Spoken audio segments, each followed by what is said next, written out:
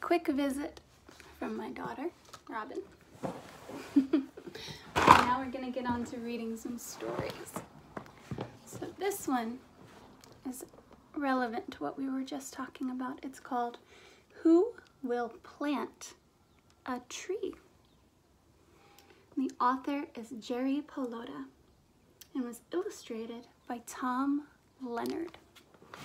So let's see, who will plant a tree?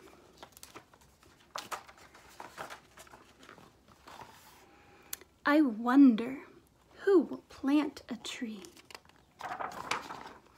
Last fall, a squirrel buried an acorn. He didn't know it, but he planted an oak tree.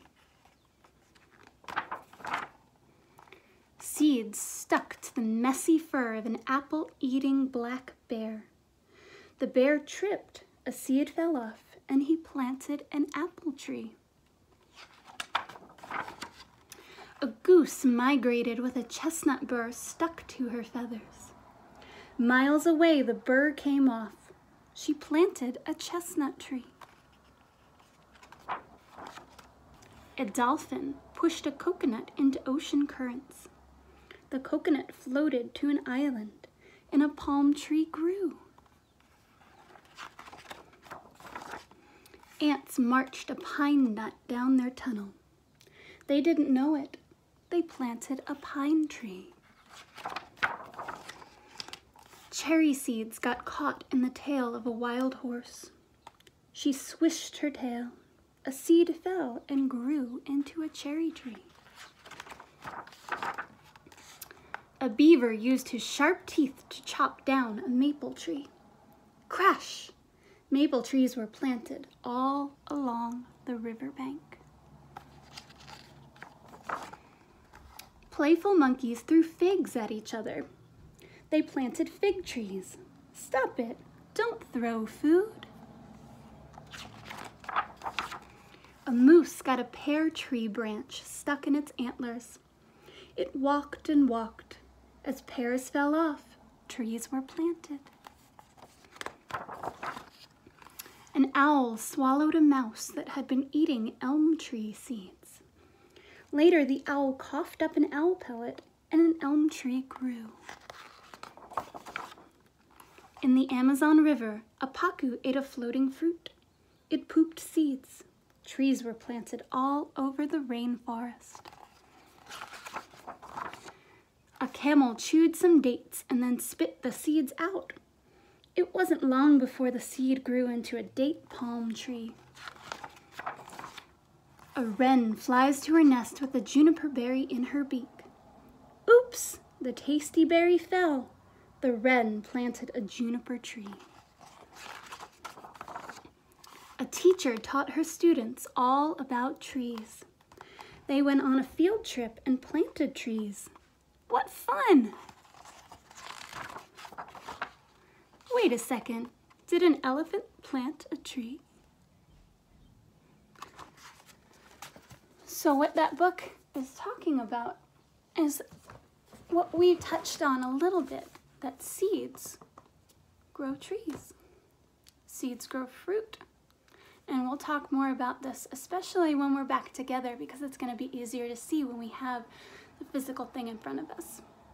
Tomorrow, on video, we are going to try and plant a seed. And then watch over the next week to see what happens to it. Now, in honor of it being just about spring, we are going to read one of our favorite books. And we're going to read the story about spring, Frog and Toad. Now, Frog and Toad doesn't have a ton of pictures, which is good for right now because we're using the video. And I'm going to read it. It's called The Corner. Frog and Toad were caught in the rain. They ran to Frog's house. "I'm all wet," said Toad. "The day's spoiled." "Have some tea and cake," said Frog. "The rain will stop. If you stand near the stove, your clothes will soon be dry." "I'll tell you a story while we're waiting," said Frog. "Oh, good," said Toad. "When I was small, "Not much bigger than a pollywog," said Frog. "My father said to me, 'Son, this is a cold, gray day, but spring is just around the corner.' I wanted spring to come. I went out to find that corner. I walked down a path in the woods until I came to a corner. I went around the corner to see if spring was on the other side." "And was it?" asked Toad. "No," said Frog. "It was only a pine tree, 3 pebbles, and some dry grass. I walked in the meadow. Soon I came to another corner. I went around the corner to see if spring was there." "Did you find it?" asked Toad.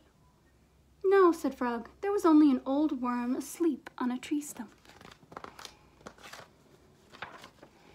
"I walked along the river until I came to another corner. I went around the corner to look for spring." "Was it there?" asked Toad. "No," said Frog. "There was only some wet mud and a lizard who was chasing his tail." "You must have been tired," said Toad. "I was tired," said Frog, "and it started to rain." "I went back home. When I got there," said Frog, "I found another corner. It was the corner of my house." "Did you go around it?" asked Toad. "I went around that corner too," said Frog. "What did you see?" asked Toad. "I saw the sun coming out," said Frog. "I saw birds sitting and singing in a tree. I saw my mother and father working in their garden. I saw flowers in the garden."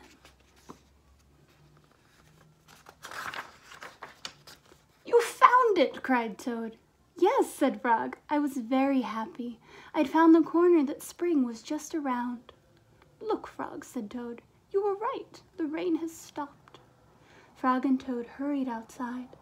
They ran around the corner of Frog's house to make sure that spring had come again. The end. All right, my friends. So keep an eye out around your house and around your neighborhood today for things that are living and non-living. Maybe take a look at some of the flowers that are starting to bloom. And I'll see you guys tomorrow.